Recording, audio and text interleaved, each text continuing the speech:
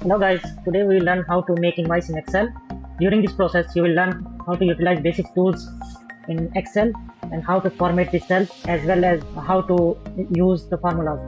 You can see invoice simple on screen. We will follow the same invoice, create the same invoice on Excel. So let's get started.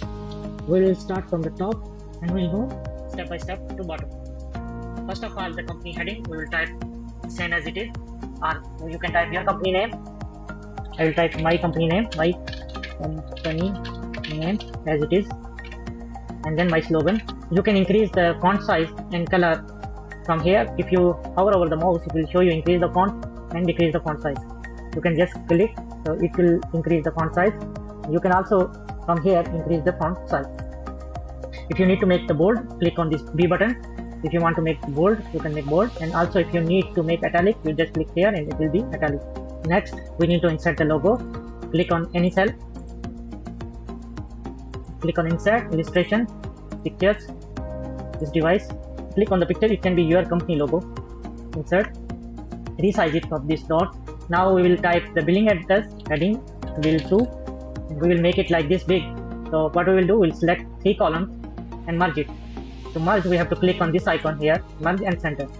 If we don't need in center, so we will just click here to left align. Now we need to change the background color. To change the background color, click on this fill color icon, click here and select the color which you want in background. And if you want to change color for font, just click on this A icon with the color. It will change the font color. I will choose the white.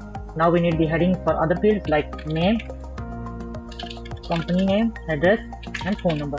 Till here it's finished, so we'll start from the other side. I'm keeping the 3 columns, so we will have no problem when we will create the table. We'll start from here. Type the invoice. Same we will do. We will change the color. We'll change the font color. Make it little big and bold. We can increase the column size from here. You can see between 2 columns there is a white line. We will keep the mouse on white line, click and drag. So it will increase width of the column. Same you can do for row. Just click on this white line and drag. So it will increase the row size. Now we will come down and type the date heading, and then invoice number, customer ID,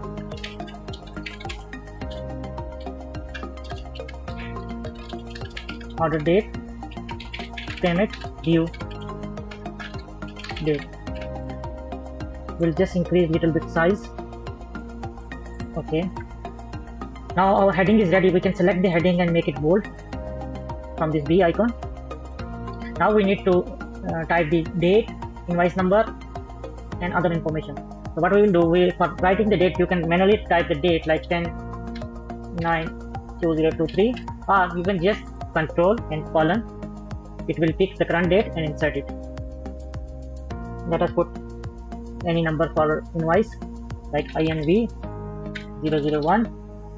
Customer ID maybe ABC 123. Let me put the current date and we can change it. Like order date could be like 27th of August, and payment due date could be 30th of September. Now this section is finished. Now we will come down and type the shipping address. Now we'll start from here. We'll type shipping address, ship to. We'll select the same 3 columns and make it merge, color, and font color should be white, and left align. This is ready. Now we need the same information for shipping. So what we will do, we'll copy this information from here, copy and paste it here, paste value.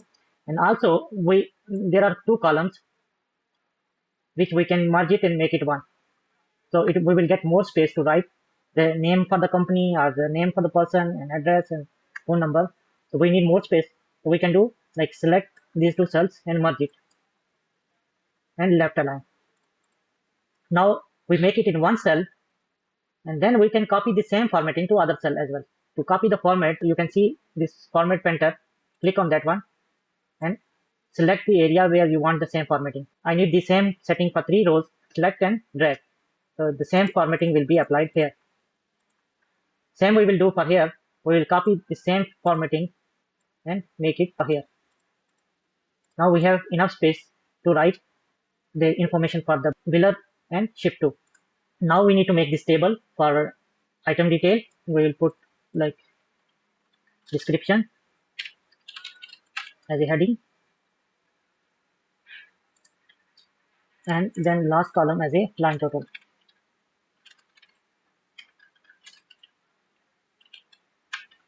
We'll select from column A to column I and change the color, the font color white. You can see there are multiple columns here, but in our example, there is only one column. What we will do, we will select from column A to column H and merge it. So it will be one column. The same we will do for other cells. What we will do, we will click on format, enter, select and drag. Okay. So you can see we have now the same formatting for all cells. Now let us put some items like paper A4 size. We type the total value in 100. You can see this item detail is coming in the center. So how we will make it left align? Just click on the cell and click left align. You need the same formatting for all other cells. Same method you repeat. Click on the cell which you want to copy the format. Click on format printer. Click and drag. So next time when we will write, it will be left align. Whiteboards 3 feet by price. We will type for first item 100 and second item 50. Okay, now we need to format this table, otherwise it will not come in the print. Let us see. When we click Control P, it is coming white. There is no table formatting. So what we will do, we will select the area which we want to convert into table. We will come here to select the border. We'll make the all border. You can see this small dotted line here. It means like the paper which you selected, it ends here. Like our paper size is A4 letter size, so letter size is ending here. Whatever will be written after this line will not display in the print. Let us see. Control P. Now our border is okay, but it's not showing the total. It is showing the total in the next page. We need this information on the first page.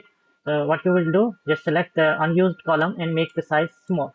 Now it is okay for our selected format size. You can see now our printing is okay. Our table is displayed.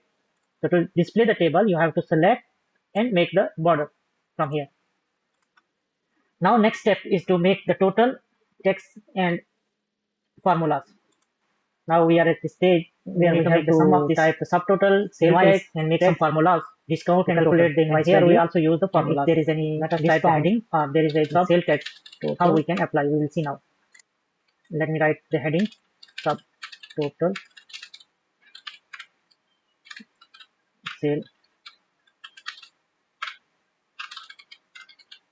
tax rate, sale tax, discount and total. We will enable the border for this one also. Now we need to make the sum of total line items. So we will use some formula, but how we Excel will understand, we are using the formula in the cell. To let Excel understand we are using the formula, we have to use is equal to sign. Is equal to sign make Excel understand like this cell has the formula value.